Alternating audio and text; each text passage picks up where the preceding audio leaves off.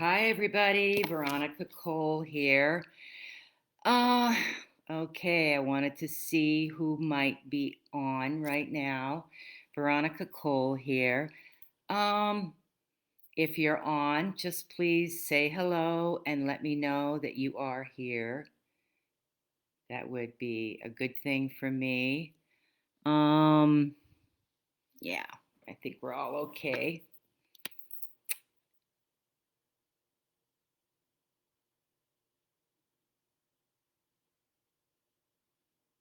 So I'm looking to see who is on, and for some reason, I can't see if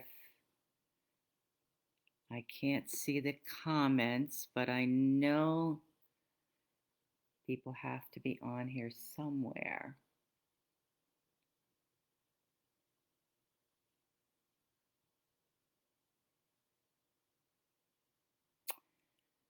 Okay, I'm seeing Amanda. Mm-hmm. Okay, Amanda is here. Anybody else on the live right now besides Amanda? Just wanted to wait a couple of minutes. Okay, Teresa. Hi, Teresa. I see you there. And who else do we have? Looks like Lynn is there. Hi, Lynn. Um, okay. Teresa, Lynn, Amanda. Okay. I'm just waiting for a couple of people to get on. I didn't get on until 6 o'clock myself, so people were probably trying to get on earlier. So I just want to make sure that I'm okay, that enough people are in. Um, can everybody hear me? Can somebody let me know if you can hear me? So glad you're here, Lynn. Yeah, you made it. Um,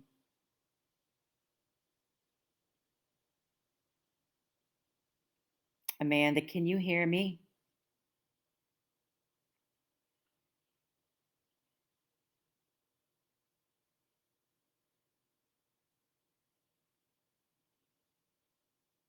Okay, good. All right. Thank you, Amanda.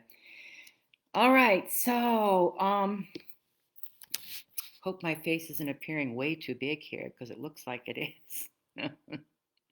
It's always a little bit sketchy when you're doing a live because you never really quite know what is going on exactly. So I'm hoping that everybody is able to get on right now. And let's see what we've got here. Okay. So happy that people have made it on here today. Here in the Northeast in New York, it is raining, raining, raining, and we had a beautiful weekend. But come today, it's been nothing but rain. Actually, it started last night, and I was away for the weekend, and I'm so glad it was glorious out. It was beautiful. And then to come back to the rain. So, all right, let's see who else we have here. All right, we have Jennifer. Hi, Jennifer. I remember you, Jennifer. Nice to see you, or nice to know that you're here. As everybody knows, you're only able to comment on this particular live. So I can see your comments. I may not be I may not be able to comment to them because I'm going to be speaking, but I'm just glad to have people here now. All right, so they're starting to filter in. We'll give it a couple of more minutes and then we'll go forward. Okay. So, all right. All right. Hmm. Okay. I believe we had 14 people registered for the workshop. So,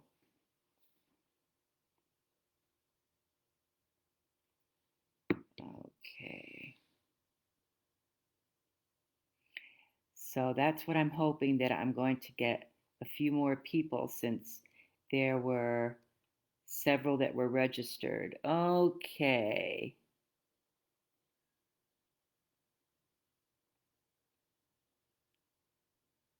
All right. I am seeing more people coming on.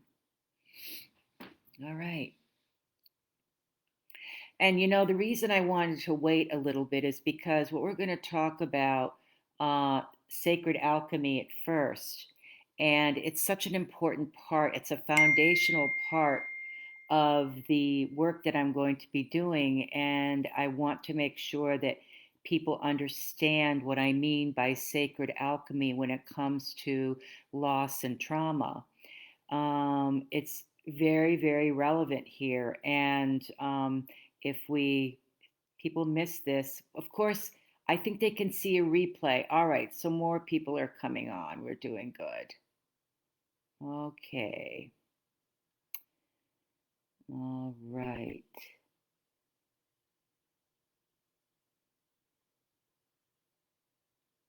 Okay, so I am going to go ahead and start so that we can get moving with the workshop. First of all, I want to say welcome. I am so happy to have people that are here now, and the people that are going to be coming here, but also to let you know that this particular workshop will be able to be um, you'll be able to go back and watch anything else that you would like for the next 5 days after the workshop ends, because this is Monday through Friday, the same time every day. And at the end of Friday, you could still watch it through till the following Friday. You could go back on anything that you've missed. So I'm hoping that everybody has their workbook, which this is what the workbook looks like, minus my picture that's supposed to be on there. And hoping that if anybody needs to have a workbook that they didn't receive it, please just put that in the comments and we'll make sure that you get that. All right. So my name is Veronica Cole. I'm a holistic psychotherapist and I'm a body mind coach. And I have been doing this work for quite a few years. And I started out as a traditional clinical therapist.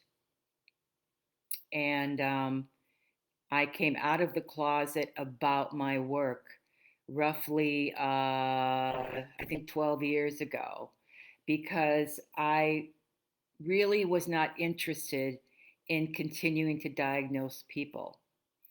I was thinking that it's a bit archaic because diagnosing is mostly for insurance companies so that they can put you into a category. And I didn't like that idea. So when I would see people that really needed to have that diagnosis for whatever reason, I would hand them a DSM 4, and at the time it was 4. And I said, just pick a diagnosis. And I would give them a couple of examples, pick whichever one you would like. Because I didn't feel that, as a clinical therapist, a lot of the mindset is that the clinical therapist is the one in charge. And I was never of that mindset. I always felt that the individual was the one that was guiding me. And subsequently, we would work with each other, and I would be able to provide what that person needed. But I also didn't want that person to feel that they were their diagnosis, because oftentimes when people have a diagnosis, they refer to themselves as a diagnosis. And while you may have symptoms of that, a diagnosis is really on a continuum, because all of us at one time or another have likely experienced any of those things that they want to call part of that diagnosis, but we have not perhaps stayed in that place, and none of us really do for the most part. So I really want others to understand that healing is possible. And that's the other reason why I ventured into becoming a holistic psychotherapist as opposed to a traditional clinical psychotherapist. So, my way is about working with love, working with kindness, and helping others to heal through understanding what their internal story is, because this is truly a journey. And many people don't want to go internal, they want to remain external, but that's not where the healing lies. So, now I'm going to speak a little bit about sacred alchemy. And what the heck is sacred alchemy anyway? You know, in the medieval times, uh, alchemy was considered taking metal and turning it into gold. But actually, this is really a spiritual process. And because it's tuning you and the parts of you that really need to be healed into a transformational experience where you are tuning into your authentic self. It's like where you're shedding certain aspects of yourself that no longer serve you because you've healed. So, spiritual alchemy is transmuting pain into soul level transformation. And like I said, alchemy in the Middle Ages was a totally different thing than what we think truly of alchemy, because it is a melding of the mind and the spirit. So it's actually a spiritual process. Loss or trauma is an energetic gateway to soul level transformation. And this could trigger unresolved issues that you may have, unresolved pain. So, when we go through the pain of loss, and the pain of loss could be from a loved one, a significant other, it could be from the loss of a position, it could be from the loss of finances, a financial loss, job loss, so many losses. If anyone has lived on this life, in this planet, for any amount of time, you have endured some form of trauma and some form of loss. And, but there is a way to work through it. Now, the process is internal, because some of these losses that we experience, and I'm going to tell you my story in a little bit to help you understand this a little bit more from my point of view and my experience. This is an experiential process, meaning that, if this is a gateway, if trauma and loss is a gateway to soul level transformation, then what do you do to get through that gateway? Because if it's triggering unresolved pain, well, then why would you want to go through that? Well, that's part of the process. And sometimes these things that we have, which are unresolved, like we may have had losses in our early childhood, which we'd never recognize because we're young, right? We just live life. And the first 7 years of our lives, we are just taking in like sponges everything that everybody wants us to know.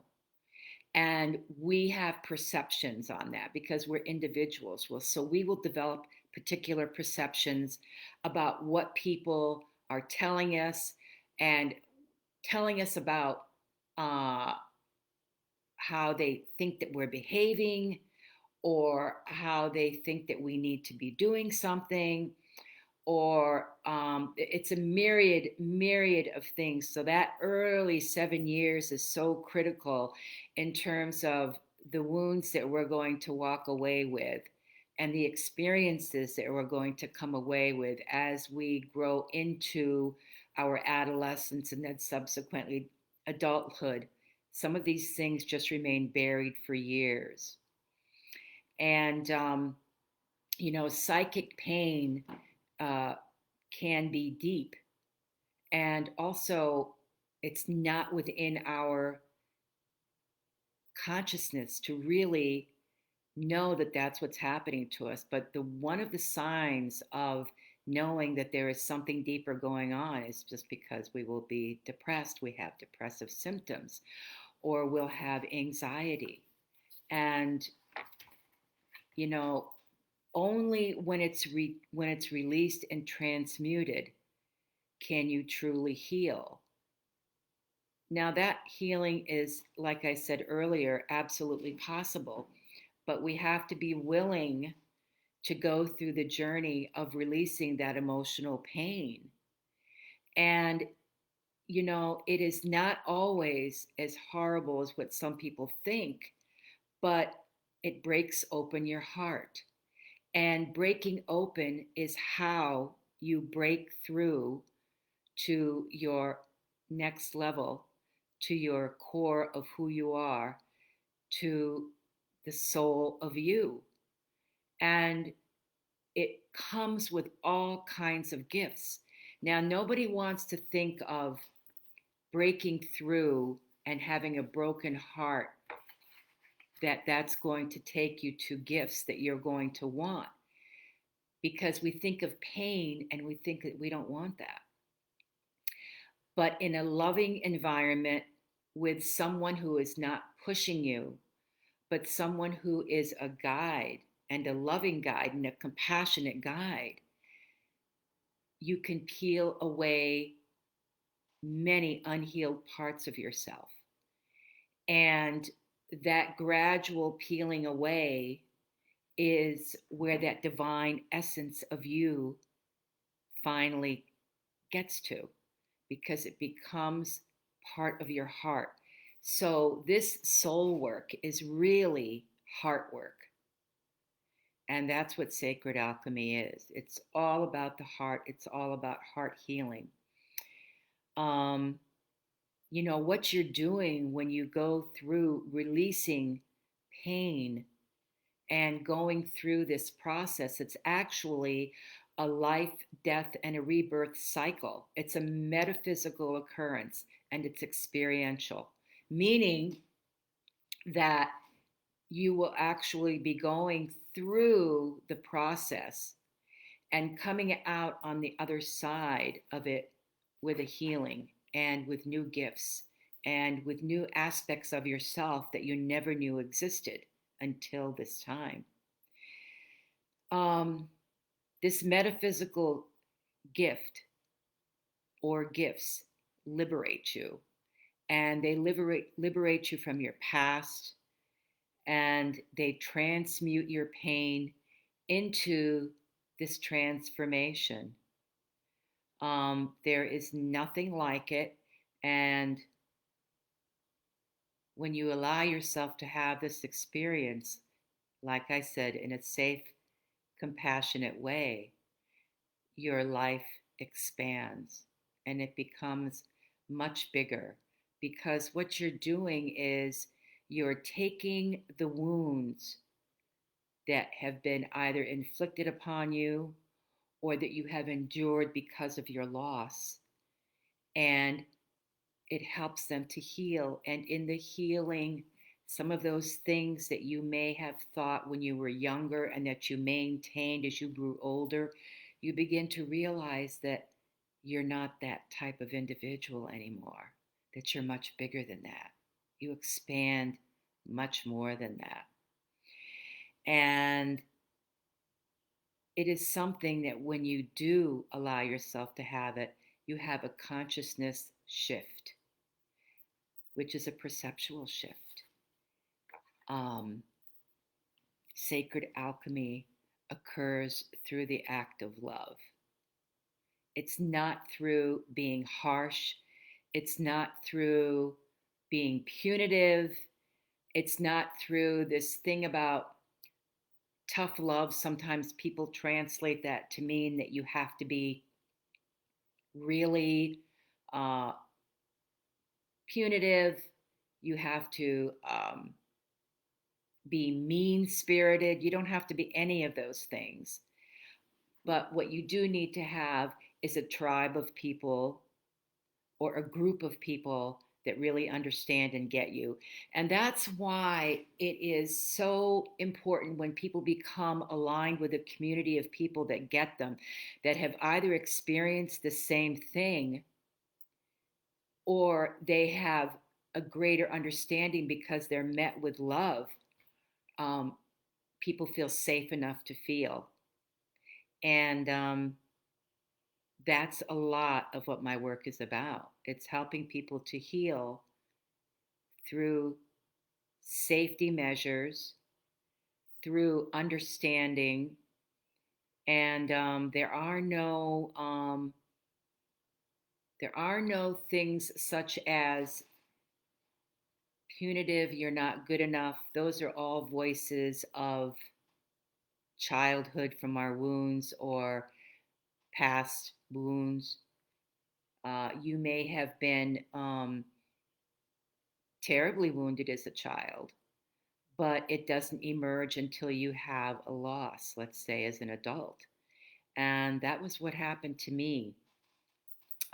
Because now I'm thinking about the way that my life was before.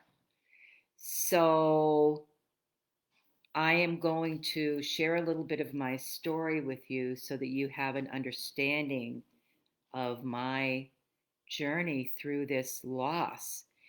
And so many years ago, uh, I was a college student at the time. My brother Christopher was we had found out through it was like sudden, it was a sudden death. He was 19 years old. He was ready to go into college himself, and he was run over. It was believed he was hit with a truck mirror, like from a large truck, and he was walking on our property, and he was thrown into the ditch beside the property, and he was found shortly after that. Supposedly somebody had witnessed it and that the person was swerving, so there was an assumption that the person may have been drinking. Who knows? We're thinking that that's what it was. It's an unsolved mystery. Um, his brother was 19. I was very close to him. He was my youngest brother. I'm the oldest of seven. And it was a horrible situation, as you can imagine. But 3 months later, my other brother, Billy, who was just underneath me in age, was on a business trip. And he's got a wife and a 14-month-old daughter, my niece, and his wife, pregnant, 7 months pregnant. And he was driving in Georgia, and there was an illegally parked large semi on a very, very wet night. And it was hard to see it. There was nothing that was indicating that that truck was there. And there happened to be a state trooper following, so he witnessed this. And my brother lost control, avoiding this truck, and he hit a tree and was killed instantly. Now, with that brother, that was 3 months later, and that was obviously a sudden death. And uh, I we had a closed casket, and my other brother said you don't want to see him because he had to identify it. He said it's better that you don't. He said because without going into detail, because he didn't want to tell me, and honestly, I don't really want to know. There was nothing identifiable except for something that was maybe pertinent, which I can't, even imagine what that is. So when this happened, there was nothing that was written in book form about adult sibling loss. And I happened to be close to these two siblings. But even though I was close to them, there was a lot of difficulty surrounding the nature of their deaths, surrounding the wife that was left behind, her pregnancy, and the 14-month-old, and they lived very close by me. So one thing led to another, and in my search to try to find a way to identify with somebody that had experienced this, there was nothing. And in college, I wrote a paper, and one of the professors said it was so wonderful because there isn't any information, and it was submitted to the Thanatology Association.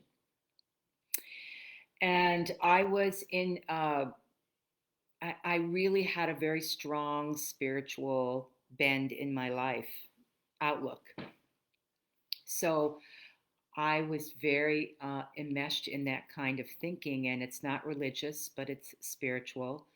Meaning, in other words, I have a sense that there is something greater than me in this universe.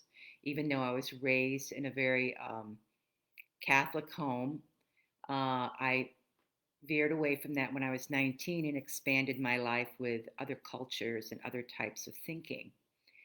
So my way of looking at the world was expanding, but at the same time, I really felt like a big weight had been dropped on me because it took me almost 6 years to really feel like I was back in life again.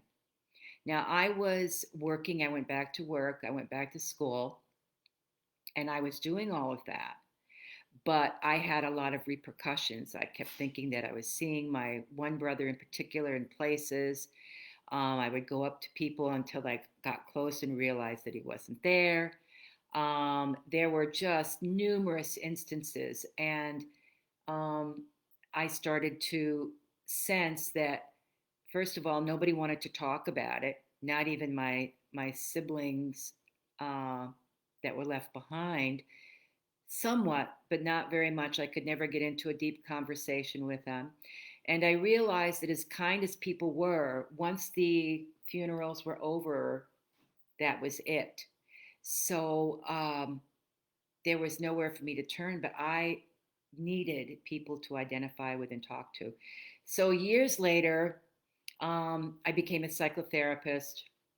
I had a wonderful therapist who was terrific at the time, but even she couldn't help me. She could hear me, and that helped, but I didn't have that identification.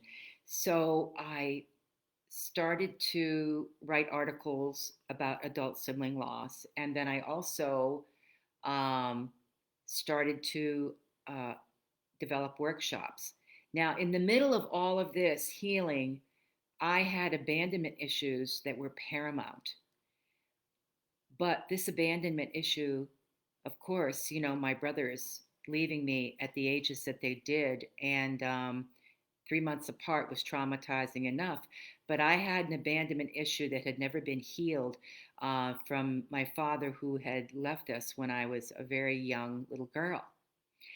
And I never had any understanding of what happened. I never knew why he didn't come back. And so there was a lot of that was impeding my ability to grieve. As a result of some of that early childhood wounding, I also had this sense that I wasn't good enough, that who I was not appreciated enough. Now, I was not thinking these things consciously as a child, but as a child, I just felt the feelings of feeling isolated, feeling alone, feeling I was different, um, feeling that I wanted to, express my love to people, and, it wasn't being accepted. So there were lots and lots of things that impeded my healing. And that's what I had to go through. I had to go through and transform. And that was my way of doing it, was just going into the feelings, going into the situation, having a group of people that got me, that I could talk to.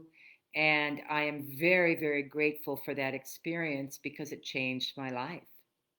It changed everything. It changed my destiny, because destiny is how you play the cards that you're dealt, right? Um, but fate is, you know, we aren't responsible for our fate, because it's what's going to happen is going to happen. But we can choose to have a better life. And I made some of those choices as a result of the healing that I went through. So, and one of the big things that I recognize is that life is not fair. It just is not fair. I mean, I had to go through this in order to heal. I had to lose my brothers. What the heck was that? So, there's a lot surrounding transformation. So I want to go over what I was talking about in the workbook, which is some of the ways that you can that sacred alchemy can transform your loss.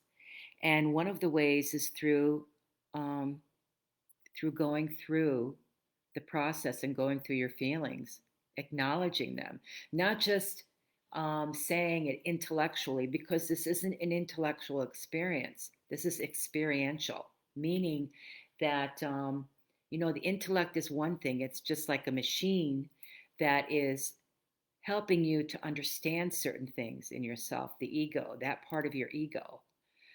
But the wounds are in another part of your ego, and where it is really part of it is with the part of our ego that is called the id, and that is when we were very, very young, and it's where our feelings are, and it's where certain parts of us are that require healing and also attention.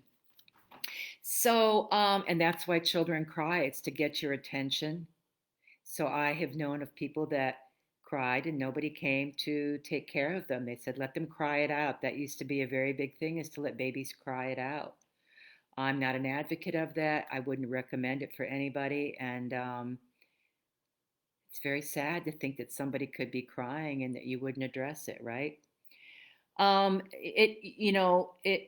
You transform things through love, and by acknowledging your feelings, by developing your awareness, heightening your consciousness, um, by having a sacred space where you could have moments in your life in private, no matter where it is, in your home, or no matter if it's a corner or if it's a room, but having a sacred space where you're devoting to that part of yourself that needs to have a part of you that can acknowledge your wounds and your pain.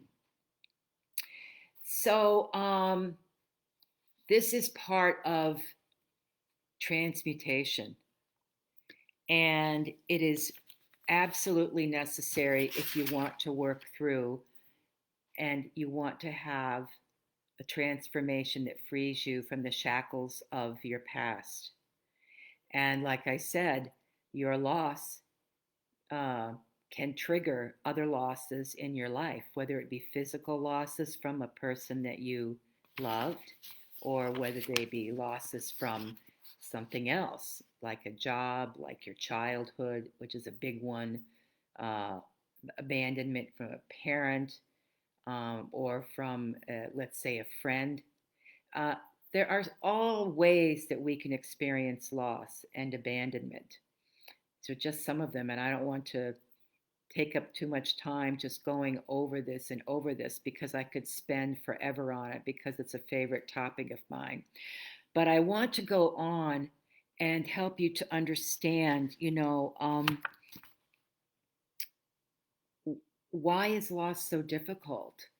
And, I've got information that I wrote down here from the last workshop so that I could remember all of these different variables. Well, loss is difficult because it hurts and nobody wants to go into the pain. They want to many times pretend that it didn't happen, or they want to exercise it away, or, they're thinking that just merely by talking that it's going to go away. Well, that conversation is important. Conversation with people who love you and get you and allow you to have your thoughts and feelings, not just the ones that they have you to have, and not just at a particular time.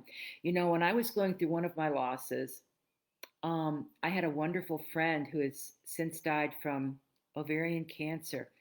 But she was my angel because she would come to my home every single weekend, and she would just allow me to talk about my brothers as much as I needed to in whatever detail, and the good times, the difficult times, because all relationships are filled with, difficulty and as well as love. And sometimes some people don't even see their sibling for years for various reasons, but that doesn't mean that you didn't love them.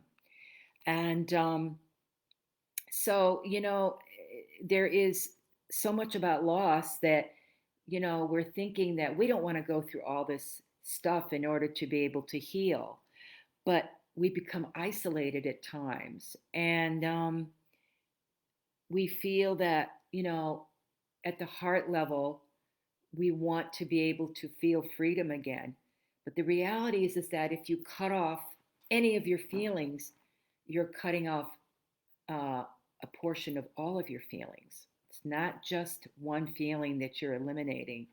So that's another reason. And I feel like this is kind of a gift that we've been given from life, is that in order to find our real selves, our authentic selves, in order to grow, in order to become as big as we can, because we are more powerful than we realize, which is something that Marianne Williamson has said. We are powerful beings, and we want to expand and grow, but we have to want to be willing to do the work. It's always about doing the work. So, the next thing I'm going to talk about is your conditioned self. And what is your conditioned self?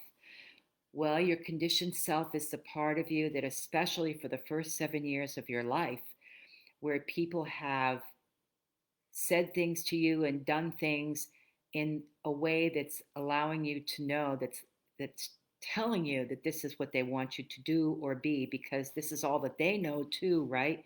So many of our caretakers or parents had their own unhealed wounds. So this is not about criticizing any of them, because in the long run, we're all just trying to find our way. Life is not easy. It's not, it's just not a walk in the woods, right? We all feel like we have to go through something, and we don't want to go through something, but sometimes life just allows that to happen. So the conditioned self is our wounded self. It's the part of us that there are good times too. That conditioning can have certain moments where we've felt loved and we've had that love and we've received it. But then there is the conditioning of us that allowed us to not want to move forward, where we got traumatized from the hurt of somebody. Um, I have a brief experience I'll share with you. When I was in third grade, I had a teacher that was very, very punitive. And at the time, I hadn't experienced her really that way. But what happened is she wanted me to go up to the board because she saw me talking to a person in front of me at the desk, and I was showing her my brand new shoes. And of course, according to her, I was not paying attention, which I wasn't. So she had me go up to the board and she asked me to solve a problem, and I couldn't do it. It was a brand new way of solving a problem, math. And I just stood there frozen because I had been caught. I felt wrong. And she had me bend over and she paddled me. She pulled out a huge paddle, which it looked like it was, you know, like it was miles long. And I was always a student that loved school. I loved being there. And she paddled me 3 times. I think it was 3 times, but I think I, have blocked some of that out. And as a result, for the rest of third grade, fourth grade, and fifth grade, I had a really difficult time. I started coming out of it out of fifth grade. By the time I got into sixth grade, I had a teacher who recognized something that I had done, that I had written, and wanted the whole class to know that it was the best writing she had ever seen in the room, which, you know, doesn't say much for like what other kids might have felt, but it was definitely a healing moment for me, and it brought out my ability to write. So that's an example of the conditioned self that I'm talking about when this teacher had paddled me, because I became very isolated. I was scared of everything. And my mother didn't even know about it because apparently I never told my mother. And so, nobody's perfect. I mean, you would have thought if she would have recognized this in me, and that I was always a top student and I plummeted for those 2.5 years, that something, and maybe she did mention something to somebody, one of the teachers, but it just never came up. My mother never mentioned it to me, and nobody else ever mentioned it either. So, you know, I lived with that. I endured that in silence, right? So, I really want to begin to, now I'm just trying to see where we are in terms of time. Okay, so it looks like maybe we have about 15 minutes left. So I have gone over the 3 things that I wanted to go over with you today. And one, I'm going to go into a couple of other things that I think are really important, because I have a strong spiritual belief that I'm a part of something greater. Um, it was instilled in me, but the if you want to call it God, what I had grown up with, I had somehow or other turned into a punitive God, but it's probably because of the behaviors that I had seen from others and from some of my own wounds, because that was never spoken to me. My mother always talked about God as a loving spirit, a loving presence, but I saw it a very different way. And so what ended up happening as I started to venture out when I was a teenager and I started looking at different cultures and religions, and I have traveled all over the world, I've lived in different countries, um, is that I studied metaphysics for many, many years. And I developed a greater sense of what I thought that, this presence was. And so, and you have your own, or whatever, you may be agnostic. Um, I think that I had pockets of agnosticism as a result of my wounds, but I didn't recognize that for many years. But I'm going to tell you that I'm going to show you something. So, this is how most people, when they think of a higher being and praying to that higher being, you see that dot that's right there? That's what they think of. We're praying to that greater something, if we do believe in something greater than ourselves, right? So we pray to that something, and we recognize that we have to ask for something. We have to be very good. We have to behave in a certain way. Now, it doesn't mean that being striving for altruism is not a great thing, because you want an open heart. You want to be a loving individual, because that's when life really works. But this is generally um, the way that people really think of something greater than themselves and about prayer. But in reality, this is what it truly is in my mind. We are that black dot in the center, and what is surrounding it is everything else.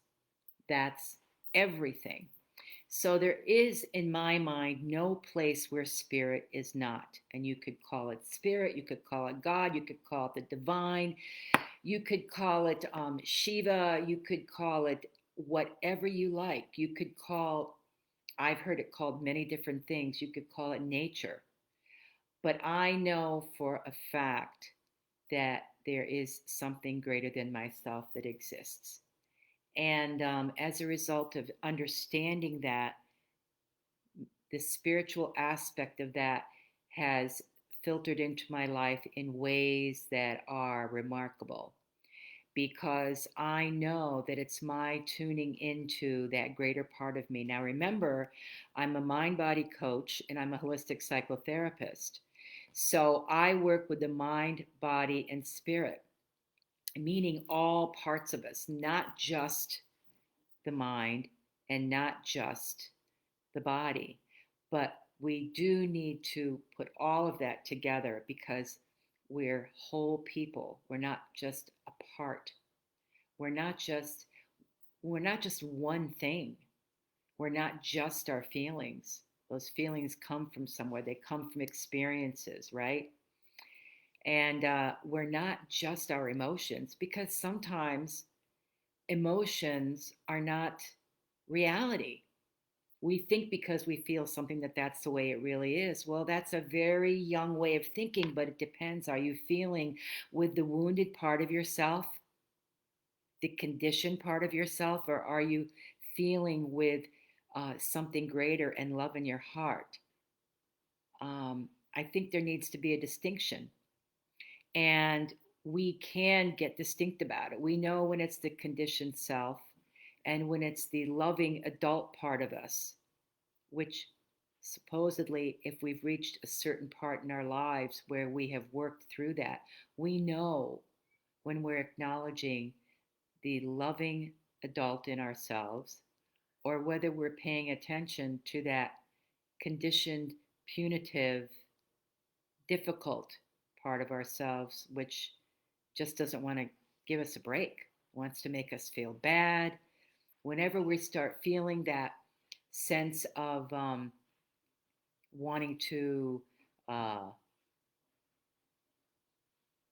talk about ourselves in a way that is not loving and kind, to behave with reproachment, um, you know that that is your conditioned self. That is not your adult loving self because it takes a loving adult self to love those wounds that we have acquired, that conditioned self that is harsh to us, to transmute that and transform that. It takes love, and love is the most healing energy in the universe. It is the most powerful energy in the universe.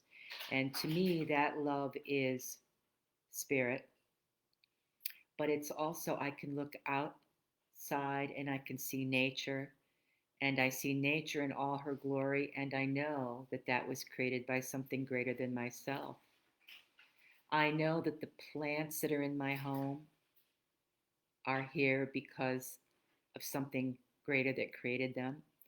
And I look at my walls, I look at my staircase. Those were all created as a result of ideas that were instilled in someone that wanted to create them.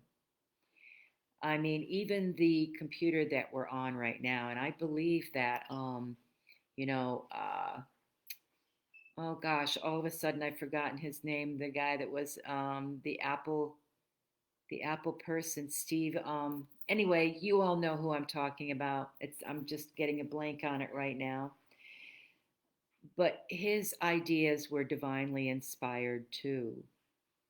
And so everything comes from inspiration.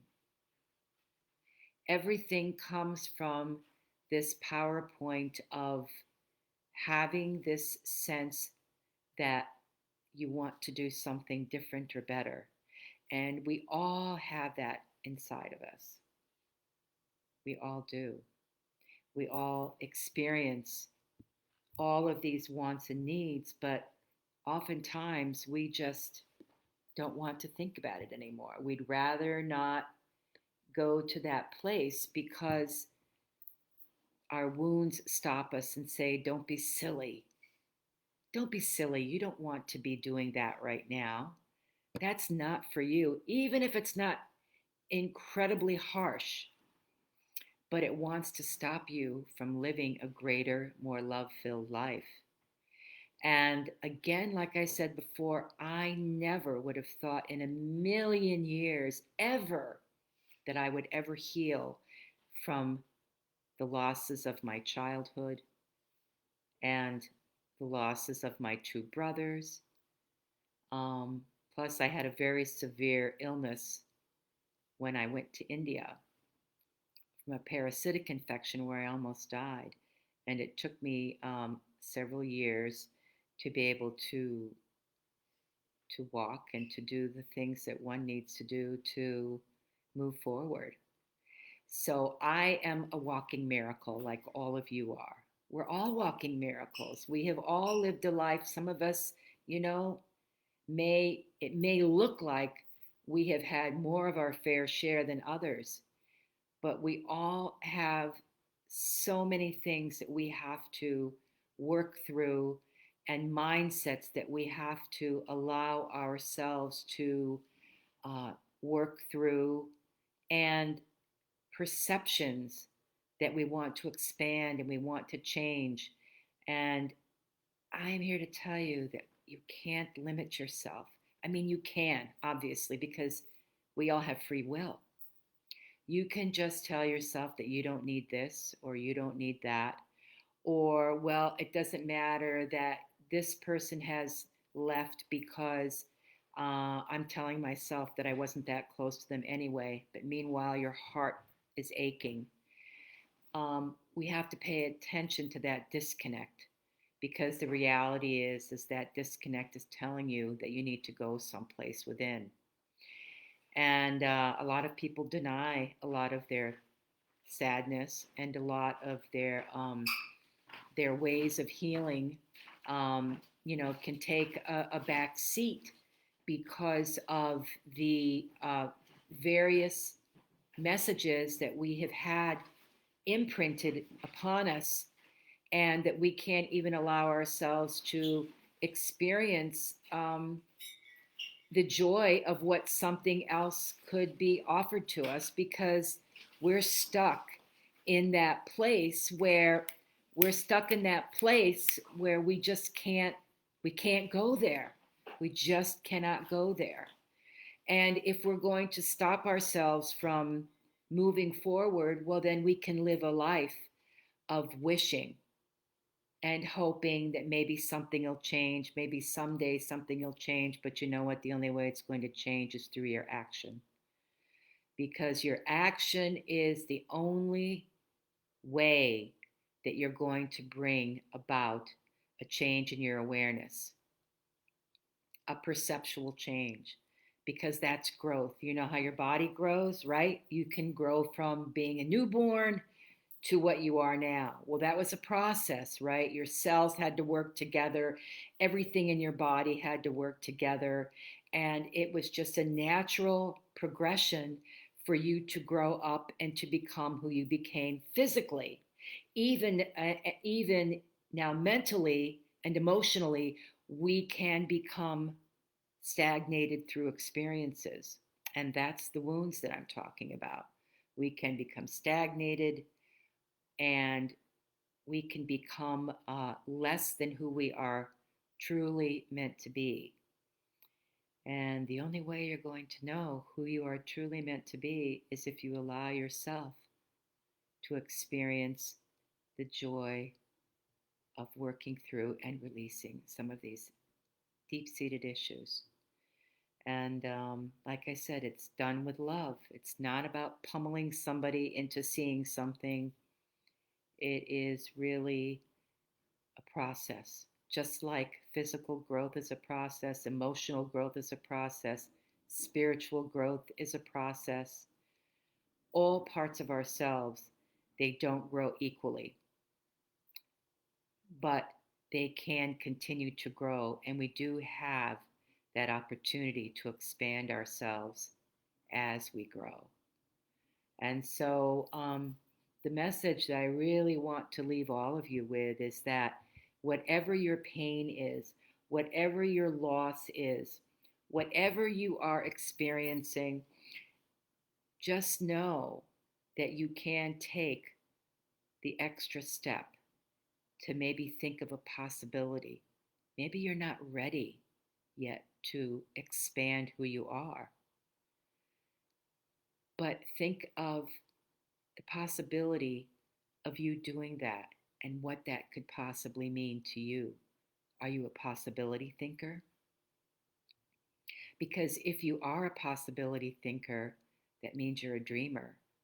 And if you're a dreamer, it means that you have something inside of you that is just burning to come out, that is just aching to come out. And I want to encourage you to go for that. So, with that, I'm going to say that this has been incredible to have you here. And there is homework. And the homework really is I have to see because there should be something on here to be able to um, put your answers to the homework, which are those 3 questions that I just gave you today. And I do have a bonus offering for anybody that does all of the homework for all 5 days. You will get your choice of a book bundle that is designed specifically for you or a gift card. All right. So the reason that I'm offering this is because I want to encourage you to do this because the homework isn't just for me to see that you know the information. It's about you further embedding it into your consciousness so that you will not only have heard it from me, but you will have written it down, hopefully, and then you will take it and you will then write it in a homework form. And so you're having this layered effect of learning because this is all very important stuff. And I really want to make sure that people have this information. So tomorrow we're going to talk about how does guided imagery um, and visualization help with loss and ways to utilize guided imagery. So that's going to be on the docket for tomorrow. If you have any questions, please post them below. I'm going to take a look now and see if there is anything that maybe somebody has asked. And okay, I guess I'll have to look at the questions afterwards because I'm not seeing anything. So let me know how you enjoyed this talk today. Let me know if it has been significant to you, if it has um, taught you anything, or if you would like to have an answer to a question, please post it in the comments. Or you could also DM me if you want, but I would love to hear from you, okay? All right. Thank you so much.